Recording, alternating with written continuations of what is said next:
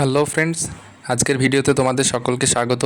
তো অনেক দিন পর ভিডিওটা দিচ্ছি, তো তার জন্য তোমাদেরকে বলবো যদি ভিডিওটা ভালো লাগে তো অবশ্যই লাইক শেয়ার সাবস্ক্রাইব করে দিও, কারণ অনেক দিন পর যেহেতু ভিডিও আসো তো রিচ একটু ডাউন হয়ে যায়। তো তোমাদের সঙ্গে আজকে বেশ কিছু মূল্যবান কথা তোমাদের সঙ্গে শেয়ার করব। ডিউটির অনেক প্রেশার থাকে, তো সেই জন্য সবসময় ভিডিও দেওয়া পসিবল হয় না। তো আজকে একটু ফ্রি রয়েছি, তো তোমাদের সঙ্গে কিছু কথা শেয়ার করব, কারণ সামনে এক্সাম রয়েছে, অনেকে জিজ্ঞাসা করছো ফেসবুক এবং হোয়াটসঅ্যাপে। তো তোমাদের জন্য একটা শর্ট ভিডিও তৈরি করে দিচ্ছি, তো তার এই কথাগুলি তোমরা যদি ফলো করো তাহলে আপকামিং তোমাদের যখন এক্সাম হবে, যতটা সম্ভব শোনা যাচ্ছে যে সেপ্টেম্বর মাস নাগাদ এক্সাম হতে পারে। এবং তোমরা সকলে জানো যে 2026 সালের প্রথমের দিকে বিধানসভা নির্বাচন রয়েছে, তো তার আগেই এই রিক্রুটমেন্ট প্রসেস কিন্তু কমপ্লিট হওয়ার সম্ভাবনা রয়েছে। এবং তোমরা বিগত বছরগুলিতে দেখেছো যে এরকমভাবে কিন্তু এক্সাম নিয়ে নেওয়া হয়। যখন কোনো নির্বাচন থাকে তো তার যখন ভোট করাতে হয় তো তখন পুলিশের অবশ্যই দরকার হয়, এবং তার আগেই রিক্রুটমেন্ট কমপ্লিট করানো হয় যাতে আরও কিছু ফোর্স পাওয়া যায়। তো এখন দেখো যে সেপ্টেম্বর মাস নাগাদ যদি এক্সাম হয় তাহলে আজ থেকে শুরু করলে, মানে আজ থেকে যদি তুমি হিসাব করো তাহলে আর মোটামুটি জুলাই এবং আগস্ট এই দুটি মাস পড়ে থাকছে। তো এই 2 মাসের মধ্যে তোমাদেরকে কিছু বিশেষ স্ট্র্যাটেজি ফলো করতে হবে, যার দরুন তোমরা এই এক্সামটাকে ক্র্যাক করতে পারো এবং নেক্সট স্টেপ যেটা রয়েছে পিএমটি এবং পিইটি তাতে ডাক পেতে পারো। তো এই মুহূর্তে দাঁড়িয়ে এখন 2 মাস বাকি রয়েছে। তো কিছু ক্যান্ডিডেট যারা থাকবে এর আগে ডাব্লিউবিপি বা কেপিতে কেউ কেউ মেন্সে বাদ গিয়েছো বা কেউ কেউ ইন্টারভিউয়ে বাদ গিয়েছো, তো তাদের জন্য আমি এক রকমের স্ট্র্যাটেজি বলবো। আর যারা এখনও পর্যন্ত সম্পূর্ণ সিলেবাসটা কমপ্লিট করে উঠতে পারোনি তাদের জন্য একটা স্ট্র্যাটেজি বলবো। তো তোমরা উভয়ে এগুলিকে ফলো করবে, কারণ আমি যখন অ্যাসপিরেন্ট ছিলাম, আমি যখন এক্সাম দিয়েছি, তো তখন আমি এই স্টেপগুলো ফলো করেছি এবং সেই বেসিসে আমি তোমাদেরকে এই কথাগুলি বলবো। এবং এগুলি ফলো করলে আশা করি তোমরা কিছুটা হলেও ইমপ্রুভমেন্ট তোমাদের আসবে।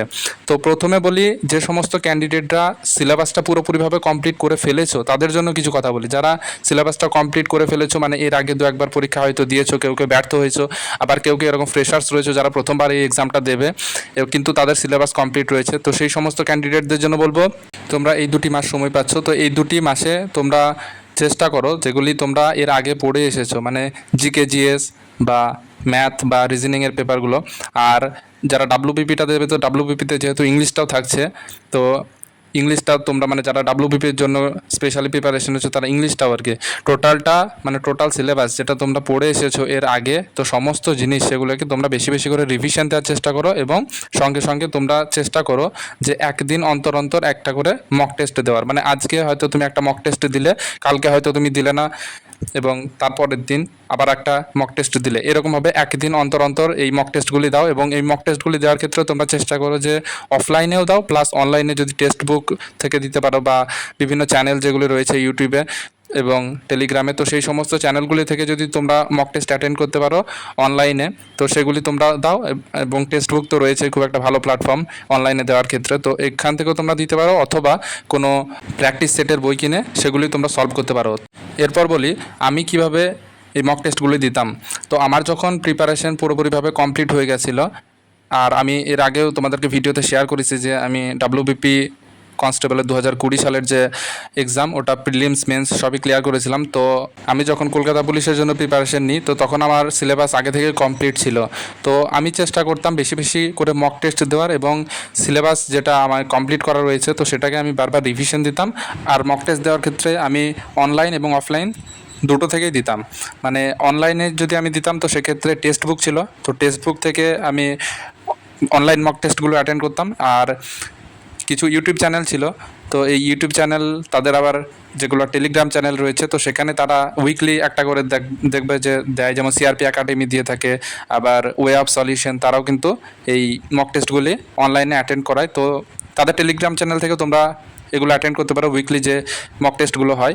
আর অফলাইনের ক্ষেত্রে আমি যেটা চুজ করেছিলাম সেটা হচ্ছে ক্র্যাক লিলারয়ের যে একটা প্র্যাকটিস সেট হয়, তো ওটা আমি কিনেছিলাম। আর ওই অফলাইনে আমি যখন দিতাম তখন একটা জিনিস আমি ফলো করতাম, সেটা হচ্ছে যে আমার কাছে একটা স্যাম্পল ওএমআরের কপি ছিল, যেটা আমি অনলাইনে ডাউনলোড করেছিলাম অনলাইন থেকে। তো ওই অনলাইনের ওএমআরের স্যাম্পলটা আমি একসঙ্গে 30টা বা 40টা এরকম একসঙ্গে প্রিন্ট আউট করে নিয়েছিলাম।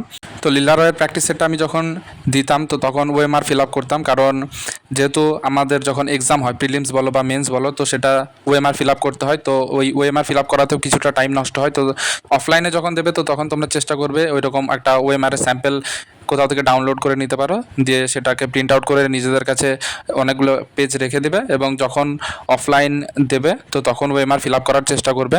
তাহলে তোমাদের যে মানে হাতের স্পিড ওটা কিন্তু অনেকটা ইমপ্রুভমেন্ট হবে। আর তোমরা আর একটা জিনিস তোমরা জানো যে আমাদের এই ডাব্লিউবিপি বা কেপির এক্সামগুলো যখন হয় তখন সেটা হয় কিন্তু দুপুর 12টা থেকে 1টার মধ্যে। তাই আমি যখন ওএমআর ফিল আপ করে অফলাইনের প্র্যাকটিস সেটগুলো যখন সলভ করতাম তখন আমি চেষ্টা করতাম যে ওই দুপুর 12টার সময় এক্সামটা শুরু করতাম এবং শেষ করতাম 1টার সময়। অ্যালার্ম দিয়ে রাখতাম ফোনে, তো তখন অ্যালার্ম বাজতো এবং 1টার সময় তখন আমি শেষ করতাম। তোমরাও চেষ্টা করবে এই টাইমটা ধরেই দেওয়ার, কারণ যেহেতু এক্সামটা এই টাইমে হয়ে থাকে তো আমার মনে হয় যে এনভায়রনমেন্টটা ওইরকম থাকে। তো এই স্ট্র্যাটেজিটা ফলো করলে হয়তো তোমরা কিছুটা বেনিফিট পেতে পারো। তো এবার আসি যে যারা এখনও পর্যন্ত সম্পূর্ণ সিলেবাসটা কমপ্লিট করে উঠতে পারোনি, হয়তো তোমরা প্রথমবার এক্সাম দেবে, তো তোমাদের সিলেবাস যাদের এখনও পর্যন্ত কমপ্লিট হয়নি কিন্তু সময় তোমাদের হাতেও সে একই রয়েছে, 2 মাস পরেই হয়তো এক্সামটা হবে। তো তোমরা চেষ্টা করো যে যত তাড়াতাড়ি সিলেবাসটা সম্ভব কমপ্লিট করে নেওয়ার, আর চেষ্টা করো যে ওএমআর ফিল আপ করে তোমরাও সপ্তাহে 1টা বা 2টো করে মক টেস্ট দাও। তোমরা হয়তো 3টে-4টে এখন দিতে পারবে না যেহেতু সিলেবাসটা কমপ্লিট নেই, আর সিলেবাস শেষ না হয়ে থাকা অবস্থায় তোমরা বেশি মক টেস্ট এখন দিলে হঠাৎ করে তোমাদের নাম্বার কমে যেতে পারে, তো সেক্ষেত্রে তোমরা ডিমোটিভেট হয়ে যাবে এবং হতাশ হয়ে গেলে তোমাদের তখন এক্সাম খারাপ হয়ে যেতে পারে। তো তার জন্য চেষ্টা করো সপ্তাহে 1টা বা 2টো করে মক টেস্ট দেওয়ার এবং যত তাড়াতাড়ি সম্ভব তোমরা তোমাদের সিলেবাসটাকে কমপ্লিট করার চেষ্টা করো, এবং সিলেবাস কমপ্লিট হয়ে গেলে তখন তোমরা বেশি বেশি করে মক টেস্ট দাও। এবং মক টেস্টের ক্ষেত্রে আর একটা কথা বলি, মক টেস্ট শুধু দিলেই হবে না, মক টেস্ট দিলে আর নাম্বার কত পেলে সেটা হিসাব করে দেখে নিলে তাহলে হয়ে যাবে না। তোমরা যখন মক টেস্ট দেবে তারপরে তোমাদের টোটাল মক টেস্টের অ্যানালাইজ করাটা খুবই প্রয়োজন, বিশেষ করে যে সমস্ত কোশ্চেনগুলো তুমি পারলে না সেগুলো, এবং যে সমস্ত কোশ্চেনগুলো তোমার ভুল হয়ে গেল, এবং বিশেষ করে কিছু কিছু কোশ্চেন্স থাকে যেগুলো বিশেষ করে ম্যাথসের ক্ষেত্রে আমার এরকম হতো যে মানে কিছু কিছু আমার একদম মানে নতুন লাগতো। তো সেই সমস্ত নতুন টাইপের অঙ্ক যদি তোমার কোনো প্র্যাকটিস সেটে থেকে থাকে, সেটা অনলাইন হোক বা অফলাইন, তো ওটাকে চেষ্টা করবে যে সলভ করার এবং সেটাকে একটা ভালোভাবে ফ্রেশ করে একটা খাতাতে সেটাকে তুলে রাখবে। কারণ তোমরা যখন মানে এক্সামের একদম লাস্ট ফেজের দিকে চলে যাবে, মানে আর হয়তো 10-12 দিন পরই এক্সাম, তো সেই সময় তোমরা চেষ্টা করবে ওই সমস্ত অঙ্কগুলোকে একবার করে মানে হাতে করে সলভ করে যাওয়ার, যাতে তোমাদের ওই এক্সামে যদি ওই টাইপের কোনো অঙ্ক এসে যায় তাহলে যেন কোনো রকম প্রবলেমে তোমাদেরকে আর না পড়তে হয়। তো এই সমস্ত ছোট ছোট স্টেপগুলি তোমরা ফলো করো, আশা করি তোমরাও হেল্পফুল হবে। আর এর পরবর্তীতে যদি তোমাদের আরও কোনো কিছু জানার থাকে তাহলে অবশ্যই কমেন্ট বক্সে কমেন্ট করে জানাবে, তাহলে আমি নেক্সট আবার ভিডিও করে তোমাদেরকে সেই ইনফরমেশনগুলো দেওয়ার চেষ্টা করব। আজকের ভিডিওটা বেশি দীর্ঘায়িত করছি না, এখানেই শেষ করছি। ভালো লাগলে অবশ্যই লাইক, শেয়ার এবং সাবস্ক্রাইব করে দেবে। ধন্যবাদ।